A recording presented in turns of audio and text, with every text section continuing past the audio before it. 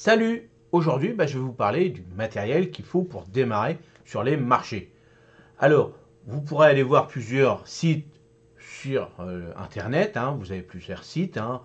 Alors, voilà, où vous avez un beau site, Rétif est pas mal aussi, mais vous en avez plein d'autres. Moi, je vais sur Rétif parce que c'est à côté de chez moi, et l'avantage, c'est que je peux commander sur Internet et soit voir déjà le matériel là-bas avant de le commander. Ça, c'est pas mal aussi. Si vous avez la possibilité, si vous êtes près d'une grande ville, vous avez déjà un magasin comme ça, où vous pouvez aller voir avant de commander, voir la qualité, parce que ce qui est important aussi, c'est la qualité. Il faut savoir une chose, tout le matériel que vous allez acheter pour les marchés, il faut que vous soyez professionnel. Un exemple, ne prenez pas des parasols de votre jardin si vous voulez aller faire les marchés. Un coup de vent, tout est cassé. Donc on va voir tous ensemble ce qu'il faut et surtout, voilà, je vais vous donner des petits points et puis après vous allez regarder, vous ferez votre petite conclusion vous-même. Alors, premièrement, on va voir l'étalage. Tout dépend. D'abord, pensez à votre stand comme à votre vitrine. Il doit être accueillant, attrayant et invitant. Optez pour un étalage solide et durable, capable de supporter le poids de vos produits tout en restant esthétique. Les étagères modulables et les présentoirs en bois sont des choix populaires et polyvalents. Voilà. Ce qui est important, alors vous pouvez tout ça mettre votre petite patte, ça c'est sûr, en plus. Mais dès le démarrage, il va falloir avoir, voilà, il faut que vous soyez professionnel. Alors au démarrage, on n'a pas trop les moyens, donc peut-être pas aller directement acheter neuf, mais vous pouvez trouver la même chose sur des sites d'occasion, mais allez voir la qualité et ça vous permettra déjà d'avoir un site où, on va dire, ils vendent ça à 100 euros, et puis vous regardez sur les sites d'occasion, des fois c'est 80 balles, et puis le machin il a 10 ans. Donc faites la comparaison, et puis donnez-vous les moyens, parce que je vois trop de personnes qui disent oh, on va faire des économies, on va faire des économies, on va faire des économies, puis des fois c'est des bouts de chandelle, et puis le parasol il est trouvé en 5 minutes, ou des trucs comme ça. Donc voilà, tout sens. Dès que vous allez démarrer quelque chose, une entreprise, il vous faut de l'argent. Si vous démarrez avec pas un rond, attendez, mettez de l'argent de côté. Si vous avez un stand dégueulasse, vous aurez des personnes qui seront, je vais dire, totalement dégueulasses aussi, puisqu'ils viendront chercher de la merdouille. Ils verront un stand pas beau, ils diront, bon, déjà, il y aura une partie des clients qui ne viendront pas, et puis l'autre partie qui vient dire, tiens, là, lui, il va me faire des prix, il va me faire des machins, alors que si vous voulez développer une marque, c'est pas comme ça qu'il faut commencer. Vous êtes nouveau sur le marché, si votre stand est claquant, les gens vont s'intéresser. Si c'est une merde, les gens vont passer, vont dire encore un de plus qui vient faire les marchés, qui rêve de pouvoir gagner de l'argent avec ça. Donc voilà, ça c'est important, c'est très important. Le visuel. Regardez quand vous achetez quelque chose, bien souvent c'est d'abord le visuel. On appelle ça l'achat d'impulsion. Si c'est pas beau, vous regardez même pas. Si c'est beau, vous dites tiens, il y a un nouveau petit étalon ici, tiens, qu'est-ce qu'il fait? Tiens, c'est joli, il a une belle présentation, sa vitrine est belle, il a un beau parasol, tiens, c'est sympa, tiens, même si j'ai pas besoin, je vais aller voir. Et puis après, voilà, la machine se met en marche. Donc, équipement et présentation. Des présentoirs à plantes suspendues ou supports à peau, assurez-vous d'avoir une variété d'équipements de présentation pour mettre en valeur vos produits de manière efficace. Des paniers en osier ou cagettes en bois. Choisissez des éléments qui reflètent votre esthétique et mettre en valeur la beauté naturelle de vos plantes. Alors, on parle dans une entreprise horticole comme la mienne, mais on change avec, si vous faites des pots de confiture, mettez des fruits en plastique, admettons, je dis en plastique ou comme vous voulez, accrochés pour dire, tiens, lui c'est quoi la grappe de raisin, les fraises, des trucs comme ça, qu'est-ce que c'est, qu'est-ce que ça Voilà, donc il faut attirer l'œil, ça c'est important, il faut vous démarquer de la concurrence. Signalétique. Alors, ne sous-estimez pas le pouvoir d'une bonne signalétique. Des pancartes claires et attrayantes peuvent attirer l'attention des clients et les aider à naviguer facilement à travers votre stand. Indiquez clairement les prix, les types de produits disponibles et toute information pertinente sur la provenance ou la méthode de culture. Alors, ça c'est important. Dans le domaine, chez nous en France, il va falloir avoir des étiquettes claires et précises. Vous ne pouvez pas mettre juste le prix. Surtout si vous vendez, je vais dire une bêtise, des confitures. Si vous marquez confiture de fraises, vous êtes obligé, donc déjà sur vos pots, d'avoir un certain nombre d'indications. Et aussi quand vous faites la promotion sur vos pancartes. Sur la pancarte, il faut mettre le plus clair possible. si vous avez un contrôle, parce que ça sera, il y aura des contrôles là-dessus, sur si vous mettez, je dis une bêtise, quand les vendeurs de fruits et légumes, admettons, salade, laitue, alors même pas, ils mettent salade, 1 euro. Ben non, il faut donc la variété, la laitue, la, le calibre, je crois, hein, je ne sais plus comment on s'appelle, mais il y a catégorie extra, 1, 2, 3, je crois. Alors je ne sais pas trop les termes exactement, parce que je ne suis pas maraîcher, mais voilà, il va falloir mettre certaines machins, le prix au kilo, vous voyez, tout ça, ça c'est important, mais ça, on pourra en discuter, je pourrai vous faire un petit article là-dessus, mais il faudra se rapprocher de l'État. Hein. Enfin, eux, ils vont vous dire, parce que ça change souvent, il y a des nouvelles règles qui arrivent.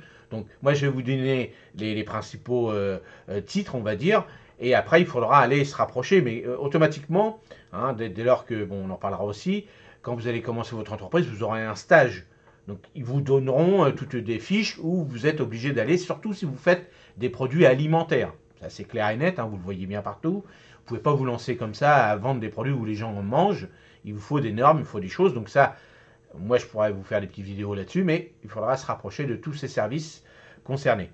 Donc la signalétique, moi, par exemple, ce que j'ai marqué dans mes petites pancartes, moi, j'ai marqué, mon slogan, c'est « Producteur Made in chez moi ». Vous voyez, pour faire le petit lien à dire, c'est pas des produits chinois, alors que je vends des plantes, hein, mais c'est le petit côté marrant. Et je peux vous dire qu'à chaque fois, allez, une personne sur deux a un sourire. Donc ça, j'ai déjà gagné la moitié de la vente.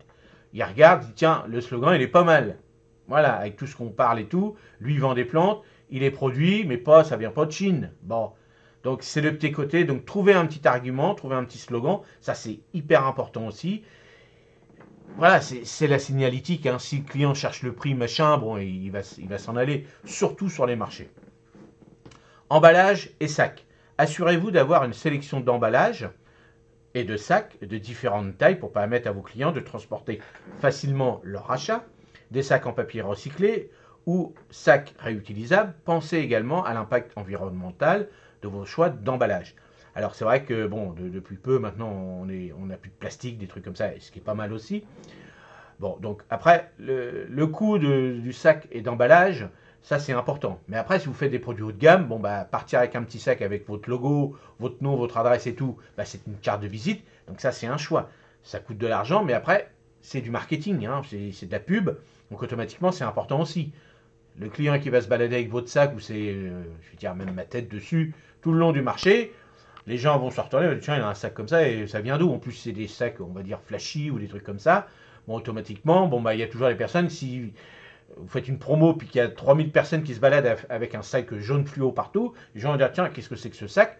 Ils vont passer devant votre stand, ils vont voir les sacs jaunes, en plus, si vous les mettez bien derrière vous, accrochés. Bon, après, les clients vont dire, tiens, pourquoi il fait des sacs? Ils regardent, machin, hop, achat d'impulsion, et comme ça, c'est comme ça. Tout ça, c'est important, parce que sur le marché, vous êtes là que quelques heures. Donc, il faut attirer. Alors, avant, on avait le droit de, je ne sais pas comment on disait, mais de crier, de parler. Maintenant, c'est interdit, ce qui est normal, parce qu'après, on ne s'entendait plus. Mais, voilà, tout ça, ça peut être des banderoles derrière vous, signalétique, avec votre tête dessus, ce que vous faites, la photo, par exemple, moi, de la pépinière, de la photo de votre magasin, de votre production, où vous êtes en train de faire les confitures, les trucs comme ça. Vous voyez, tout ça, c'est important. Il faut pas, voilà, c'est au moment là où il faut vous attirer le client. Et vous avez quelques heures pour attirer le client, donc il faut que ce soit parfait. Outils de démonstration. Enfin, n'oubliez pas pour les outils de démonstration, donc je viens de vous le lire, des échantillons gratuits ou guides de présentation, offrir des conseils et des informations supplémentaires peut encourager les clients à acheter et à revenir. Ça, c'est important. Alors, comme je viens de vous le dire, faites des confitures, voilà, il va falloir faire goûter. Hein. Moi, je vois trop de gens sur les marchés, ils font des trucs, puis ils goûtent pas. Ils disent, oh, j'ai vu personne aujourd'hui. Bah oui, mais tu viens d'arriver, Pépère, tu viens d'arriver, personne ne te connaît, tu crois que les gens vont se jeter sur ton stand parce que t'es beau ou t'es pas beau, ou machin, ou peu importe. T'arrives, tu sais que tu vas pas faire un rond aujourd'hui, ça c'est clair, mais tu ouvres tes pots, tu goûtes. Alors il y aura on appelle ça nous, en restant poli, des mange-merdes, t'en auras toujours, mais au fur et à mesure tu les repères, ceux-là. Mais bon, si le gars il vient, ça fait 3 fois qu'il vient goûter tes confitures, tu lui dis bon, le père va faire ton tour, et puis voilà, mais j'ai autre chose à faire, je travaille.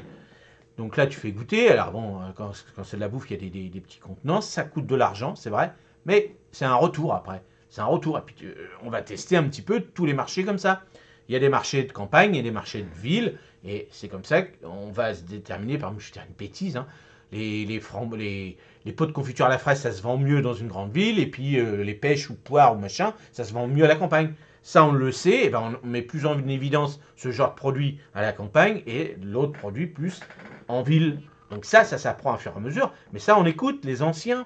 Les anciens sont autour. Avant de commencer sur les marchés, on fait un tour. On dit, tiens, on a choisi ce marché-là, et ben on va aller faire un petit tour. Déjà, avant de commencer, voir l'ambiance, sentir l'ambiance, parler avec les commerçants, dire, tiens, il n'y a pas de vendeur de confiture. Pourquoi? Bah parce que ça n'a jamais marché. Bon, bah voilà, c'est clair.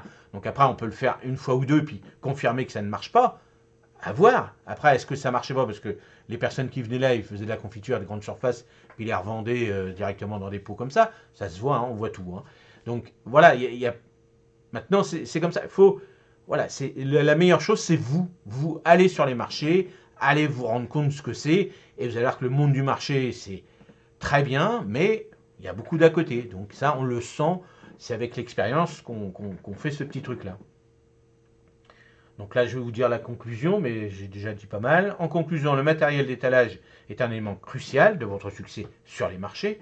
En investissement dans des équipements de qualité et en mettant l'accent sur la présentation et la convivialité, vous pouvez créer un stand qui attire l'attention, fidélise les clients et vous aide à prospérer en tant qu'entrepreneur horticole ou tout autre entrepreneur.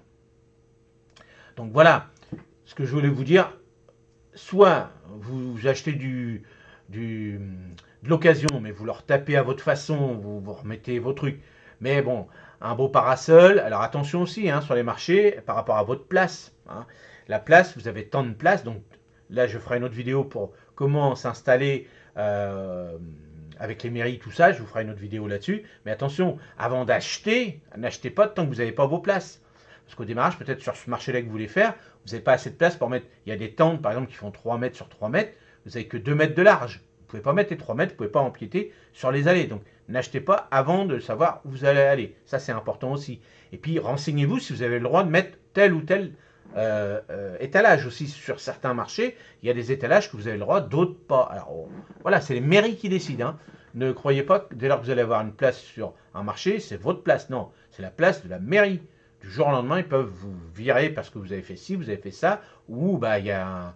Voilà, c'est comme ça, c'est eux qui décident. Donc, investissez pas, demandez toujours, hein, on fera une vidéo là-dessus, allez voir les mairies, allez voir les personnes qui vont vous attribuer votre place avant d'installer votre étalage et de demander leur attention, cet étalage-là que je veux faire, est-ce que ça correspond à votre marché, parce qu'il y a des marchés, ils veulent que du rouge, des parasols verts, voilà, ça c'est important aussi, surtout dans certaines régions où c'est des marchés touristiques. Donc voilà, j'espère que cette petite vidéo vous a encore aiguillé sur le monde du marché, et dites-moi si ça vous plaît, si je continue un petit peu cette série de comment s'installer sur les marchés, et puis bah, je vous dis à la prochaine vidéo, et n'hésitez pas à me laisser des commentaires. Salut, merci.